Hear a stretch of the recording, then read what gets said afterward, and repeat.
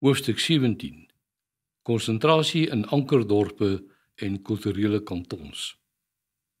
Hier is 'n aanhaling uit die boek Wealth, Poverty and Politics, uit die pen van Thomas Sowell. Hy het gesê, die lot van rasse, nasies en beskawings kan daarvan afhang of hulle op die regte plek op die regte tyd is, of in die verkeerde plek op die verkeerde tyd. Dit is duidelik dat lande en volke se bestaansvraagstukke 'n groot rol in hulle optrede, opkoms en val speel. Kern van die saak is dat Afrikaners uit die lesse van die geskiedenis sal moet leer om volhoubaar te kan voortbestaan. As Afrikaners nie hulle eie bestaansvraagstuk verstaan en hulle strategie daarvolgens bepaal nie, het hulle nie 'n toekoms nie.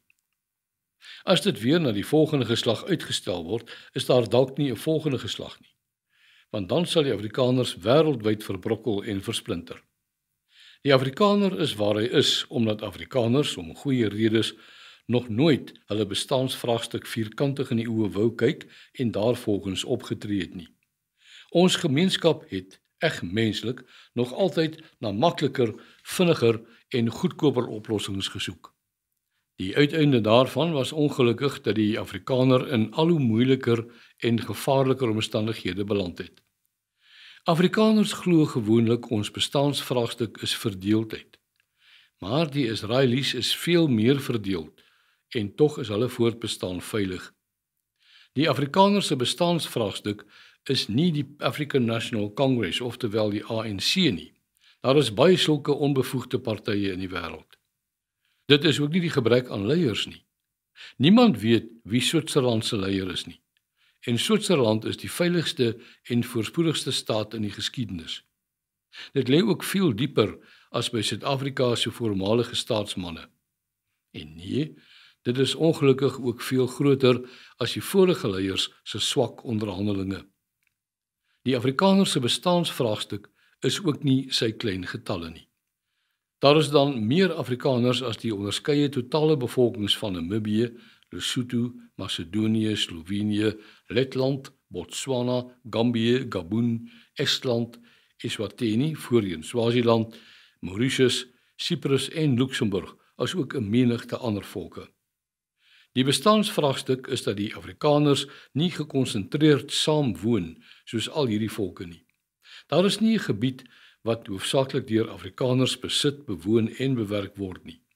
Daarom is die Afrikaner nou al vir eeue lank 'n kwesbare minderheid tussen 'n groter meerderheid.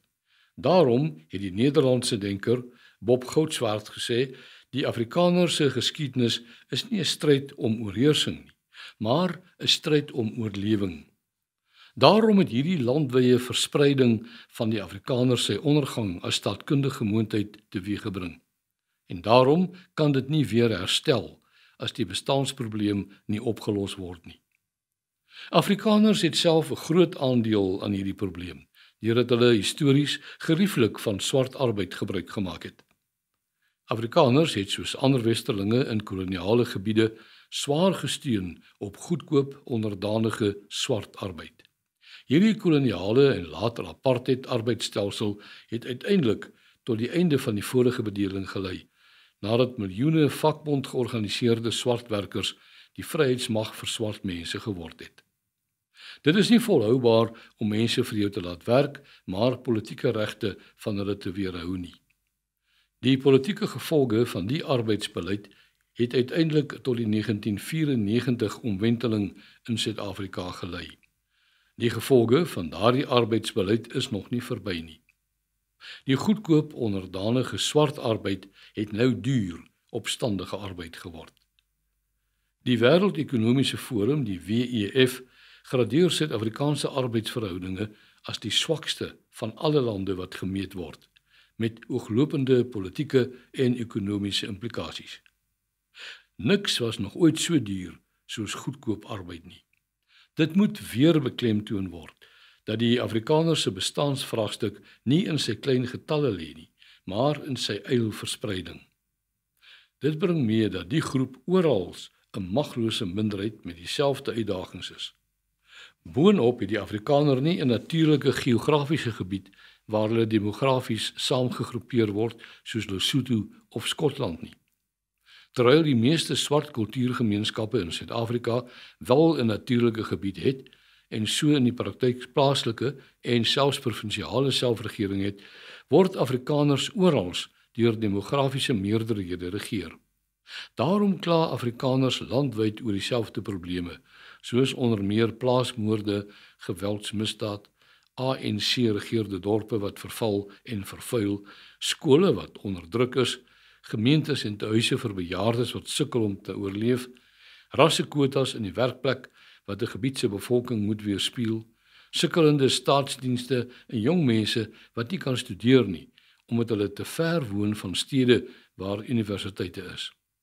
Al hierdie vraagstukke is nie die oorsake van die probleem nie.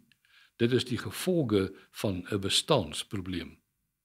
Die bestaansprobleem is dus nie dat die Afrikaner minder word nie, maar dat die gemeenskap kleiner word.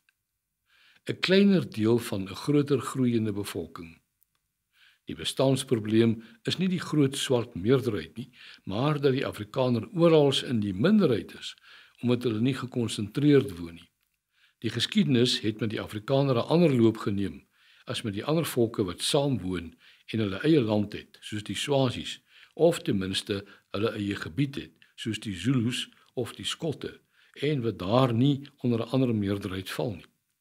Die grondvraag bly die grondvraag, het professor Karel Boshoff eens gesê. Dit voel soms of die Afrikaner nog altyd stip na sy bestaansvraagstuk kyk, maar dit nie werklik raak sien nie. Daarom is reeds op alle moontlike maniere probeer om die bestaansprobleem te ontkom. Ons het dit al militêr probeer oplos, maar ons moes selfs na die oorwinning by Bloedrivier steeds wegtrek. Ons het dit al deur politieke mag probeer oplos, maar dit was nie volhoubaar toe die swart arbeidsmag die vryheidsmag van swart mense geword het nie. Ons het dit al deur onderhandelinge probeer oplos, maar die uitkoms was bloot 'n weerspieëling van ons bestaansprobleem. Ons het dit al op 'n juridiese manier probeer oplos, deur 'n grondwet wat ons regte moes beskerm, maar die konstitusionele hof se uitsprake beklemtoon ons bestaansvraagstuk, soos rassekwotas wat die samestelling van die bevolking moet weerspieël, of Afrikaanse skole wat alle leerders in 'n omgewing moet toelaat. Ons het dit al op 'n politieke manier probeer oplos, maar die oppositieparty moet soos die meerderheid word om die meerderheidsparty te probeer word. Dit is 'n doodloopstraat vir Afrikaner belange, omdat 'n Afrikaanse party 'n belangrike rol kan speel, maar teen 'n demografiese plafon sal vasgroei. Ons het dit al met demokrasie probeer oplos, maar as jy 5% van die bevolking is, het die ander bevolkingsgroep 95% van die mag oor jou. Mense stem nie vir beleid nie, maar vir identiteit. Ons het stemreg, maar nie stemkrag nie. Baie Afrikaners het vir dekades lank so hard gewerk vir die volgende verkiesing dat ons die bestaansprobleem aan die volgende geslag oorgelaat het. Ons probeer dit tans oplos deur met privatisering grootliks Afrikaanse eilande te probeer stig, soos veiligheidsbuurte, pragtige winkelsentrums, private hospitale en deur skoolbeheerliggame te versterk.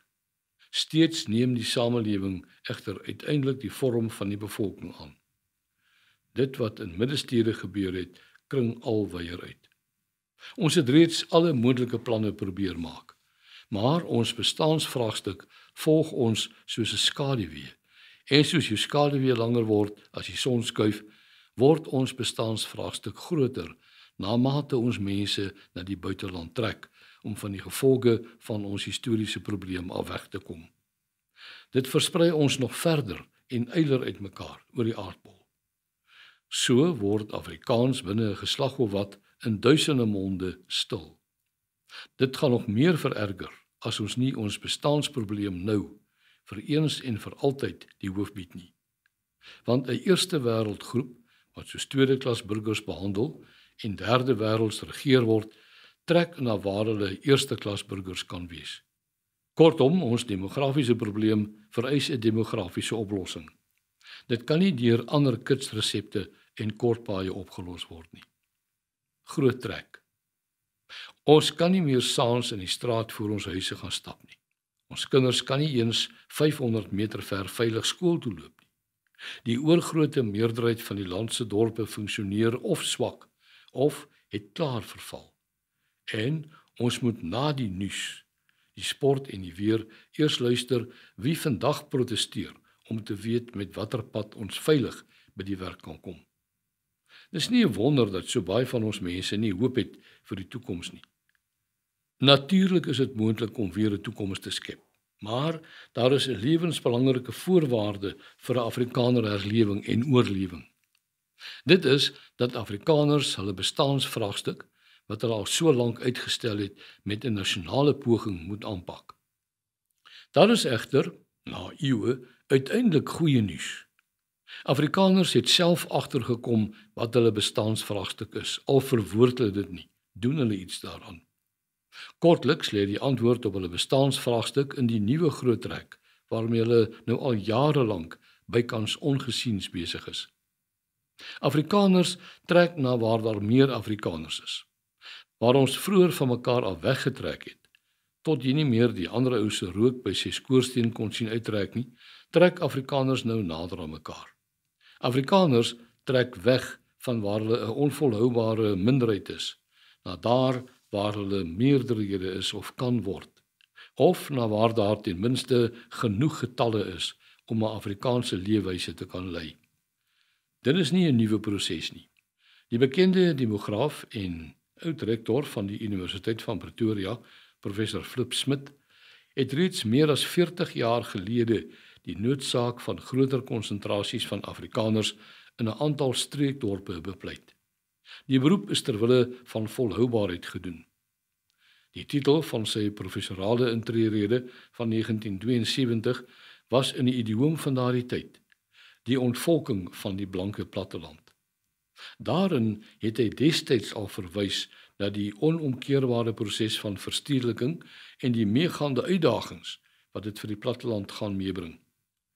Die proses het egter heeltemal nuwe momentum gekry vanweë die verval van plattelandse dorpe en dienste en die verbeterde dienste in groter sentra. Hierdie semigrasie, die verhuising na 'n ander geografiese gebied in die land waar 'n beter lewenstyl moontlik is, het nou ingeboude versnellers van die stok van vinniger verval en die wortel van vinniger vooruitgang in groter dorpe en stede. Niemand sê dit vir hulle nie. Afrikaners trek en konsentreer self. Ons trek mos maar nog altyd. Eers uit Europa na die Kaap, toe van die Kaap na die noorde, en nou van die platteland na streekdorpe en stede waar ons meer volhoubaar kan bestaan.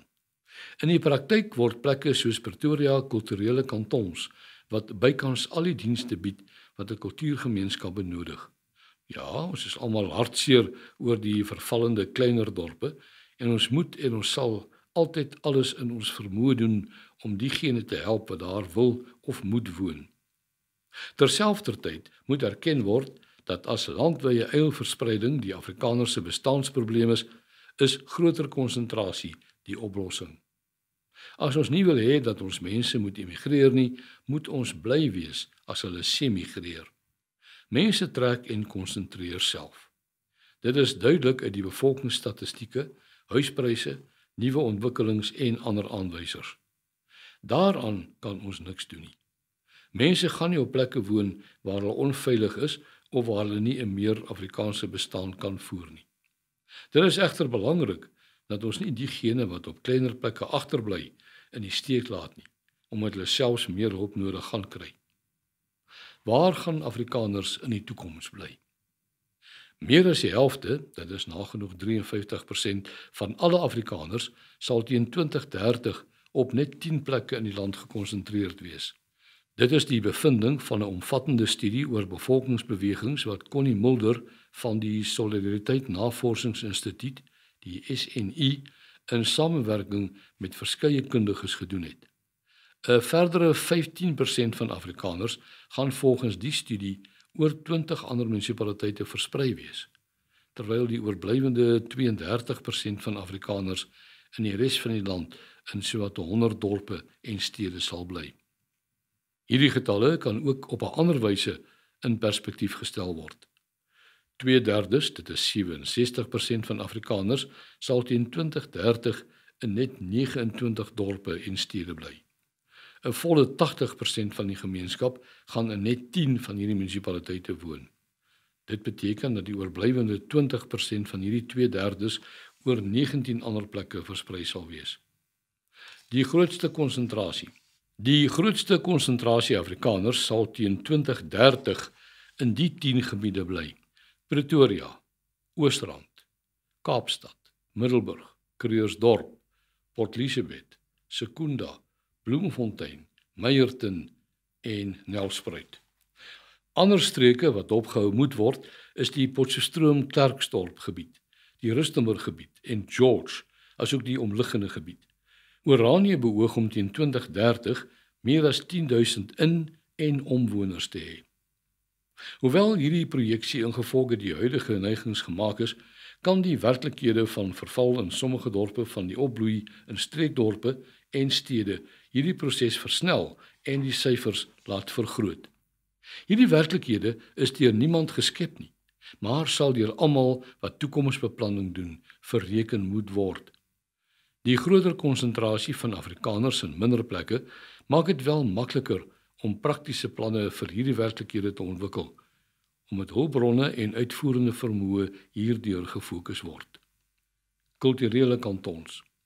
Die beginpunt van hierdie konsentrasieplan is dat ons die sowat 30 dorpe, streke en stede bepaal het waarheen Afrikaners trek. Dit is betekenisvol dat meer as 70% van die solidariteitsbewegingslede reeds in hierdie ankergebiede woon. Ons keuse word dus gerig deur dit wat Afrikaners self gekies het. Vanuit hierdie ankergebiede sal ons beter in staat wees om die omliggende, eilerbevolkte plekke te ondersteun deur te help met noodsaaklike dienste. Die inwerkingstelling van hierdie plan sal gepaard gaan met 'n wye raadplegingsproses met bestaande strukture in hierdie gebiede. Die behoeftes, vermoë en omstandighede van elke ankerdorp, maar ook die kleiner dorpe sal bepaal moet word, sodat die planne verfyn en gefinaliseer kan word. Benewens hierdie ankerdorpe moet daar in belang van volhoubaarheid ook minstens 3 kulturele kantons ontwikkel word. Hierdie plan vir kulturele kantons gaan op 2 bene staan. Die eerste been is dat die solidariteitsbeweging die konsentrasieproses deur 'n aktiewe konsentrasieplan gaan ondersteun. Daarmee word bedoel dat daar waar daar groter konsentrasies Afrikaners voorkom, dit makliker en meer lewensvatbaar en kostedoeltreffend is om te help met kulturele infrastruktuur soos hoërskole, tehuise vir bejaardes, veiligheidsstrukture, munisipale dienste, opleiding, werksgeleenthede en ander noodsaaklike dienste. Op sulke konsentrasieplekke, oftewel ankerdorpe, sal die stigting van dorpsforums makliker gedoen kan word. Die forums sal soos kulturele stadsrade almal saamtrek wat wil saamwerk. So gaan groter selfbestuur gevestig word. Natuurlik gaan dit nie oornag gebeur nie, want dit gaan 'n proses van groeiende selfbestuur wees. Die vlak van selfbestuur gaan bepaal word deur die vlak van kulturele infrastruktuur wat ontwikkel is. Hoe groter die skole, hoe sterker die veiligheidsstrukture, hoe beter georganiseerd die sakekamer, hoe hoër gaan die vlak van selfstandigheid en selfbestuur wees. Die tweede been van die plan is die ondersteuning vanaf die ankerdorpe aan mense op die platteland en in kleiner dorpe. Dit is die rede vir die aanwysing van ankerdorpe wat soos 'n groot ankerwinkel in 'n winkelsentrum die kleiner plekke rondom hom moet bystaan. 'n Sterk vaste basis op ankerdorpe gaan dit makliker en meer volhoubaar maak as wat daar gepoog word om oral alles te doen en nêrens iets te bereik nie. Die solidariteitsbeweging se strategiese uitdaging is om staatsdienste sonder staatsinkomste of 'n voltydse staatsdiens te lewer. Dit is ongelukkig nie moontlik om alles vir almal te doen nie. Die beweging is 'n Gideonsbende van voltydse mense en deeltydse vrywilligers en saam vermag die organisasie teen 1% van die prys meer as wat die staat met 99% van Suid-Afrikaners se belastinggeld en geboue vol staatsamptenare kan. Ons gaan natuurlik nie die plafonne van selfbestuur bepaal wat hierdie ankerdorpe mag bereik nie. Dit sal afhang van elke dorp se eie soortige gemeenskapsenergie, van die omliggende bevolkingssamestelling en leierskap in elke gemeenskap. Die omstandighede van elke dorp gaan bepaal watter dorpsforums so ver ontwikkel dat hulle in die praktyk kulturele stadsrade of selfs uiteindelik kulturele kantons kan word. Hierdie is gemeenskapsstrukture wat beteken daar hoef nie vooraf toestemming by die regering gevra te word nie. Ons wil net na die tyd erkenning kry vir dit wat in die praktyk tot stand gebring is, byvoorbeeld 'n privaat skool of 'n buurtwag. Dit is natuurlik ook heeltemal wettig, omdat dit nie teen die grondwet of enige wet indruis nie. In 'n neutdop is hierdie konsentrasieplan die beweging se plan om die Afrikaner se historiese bestaansvraagstuk van eilverspreiding te bowe te kom, deur 'n proses van groeiende selfbestuur tot by die bereiking van selfbestuur in kulturele kantons. Die Afrikaner se bestaansvraagstuk kan nie aan die volgende geslag oorgelaat word nie, want dan moet die volgende geslag dalk Australië toe trek of vlug. Beskuldigings dat dit neerkom op pogings om Afrikaners af te sonder of te isoleer hou nie water nie. Inteendeel, die suksesvolle vestiging van kantons sal juis die omstandighede skep waar Afrikaners volhoubaar in die land sal kan bly en so 'n blywende bydrae tot die toekoms van almal in Suid-Afrika sal kan maak. In die praktyk behels die konsentrasieplan 'n tweebeenplan. Dorpsgebiede waar Afrikaners 'n meerderheid is en dorpsgebiede waar Afrikaners 'n meerderheid kan word en bly. Die eerste verwys na daardie plekke waar betekenisvolle getalle Afrikaners woon en in bepaalde woongebiede 'n meerderheid is. Die tweede is die gebiede waar ons vanweë 'n lae bevolkingsdigtheid en volhoubare Afrikaner meerderheid kan word en bly. Pretoria en Oranje en hulle groter omgewings is die beste voorbeelde van hierdie twee benaderings. Die twee gebiede kan op verskillende maniere elkeen tot 'n Afrikaner kanton ontwikkel met 'n stad as anker. Dis mos beter om ons eie Perth hier te ontwikkel voordat ons kinders na die een in Australië trek.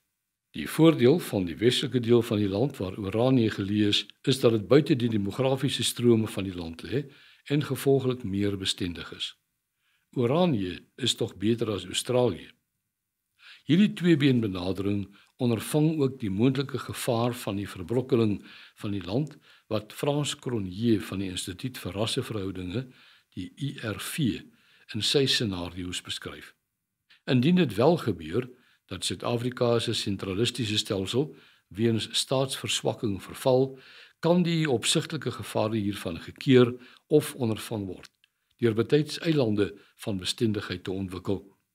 As Cronje se scenario bewaarheid word, beteken dit eintlik dat die gesentraliseerde stelsel bloot volgens die federale werklikhede van die land weer desentraliseer, oftewel federeer. Kapitaalvorming. Die uitvoering van die plan gaan wel geld kos. Ons mense betaal reeds soveel aan belasting en moet dan nog, weens die swak diens wat deur die staat gelewer word, weer vir sulke privaat dienste betaal. Dit is duur en daar is min mense wat dan nog geld het vir iets anders. Daarom is die solidariteitsbeweging druk besig met die beplanning van 'n beleggingsmaatskappy waarin mense vir 'n geldelike opbrengs kan belê, maar terselfdertyd ook 'n kulturele dividend kry. Byvoorbeeld in die vorm van 'n goeie Afrikaanse privaat skool of 'n veilige aftreeoord. Hierdie kapitaalvormingsstrategie gaan ook uitgebrei word na buitelandse beleggings en fondswerwing, omdat die klimaat daarvoor deurlopend verbeter. Daarom gaan ons buitelandse strategie verder versterk word en ook die Afrikaner diaspora meer daarby betrek. Daar is ook nog ander planne vir befondsing, soos om die koopkrag wat mense buitendien bestee te kanaliseer deur middel van projekte soos Verseker, wat reeds miljoene rande vir Akademia, Helpende Hand se studiefondsentrum en Solidariteit se nuwe Afrikaanse skole ondersteuningssentrum, die SOS, inbring. Ons staan nie alleen in hierdie uitdagende projek nie. Ons het reeds vennote wat met ons saamwerk. Dit is begryplik dat nie almal dadelik met hierdie konsentrasieplan sal saamstem nie. Dit is ongelukkig so dat die Afrikaner se bestaansvraagstuk met 'n volhoubare oplossing beantwoord sal moet word. Anders sal die huidige probleme net al groter word, totdat die Afrikaner se bestaan selfs fisiek kan bedreig. In die praktyk is ons keuse konsentreer of emigreer. Laat ons mense eerder vrywillig na die ankergebiede toe trek, terwyl hulle kan, as wat hulle naderhand buiteland toe trek omdat hulle moet. Net soos ons voorouers gaan die toekoms wat ons gaan hê, die een wees wat ons self skep. Ons historiese vraagstuk kan deur hierdie plan vir kulturele kantons opgelos word. Die verlede gaan nie terugkom nie. Die hede gaan nie weggaan nie. En die toekoms laat nie op hom wag nie. Laat ons aan die werk spring.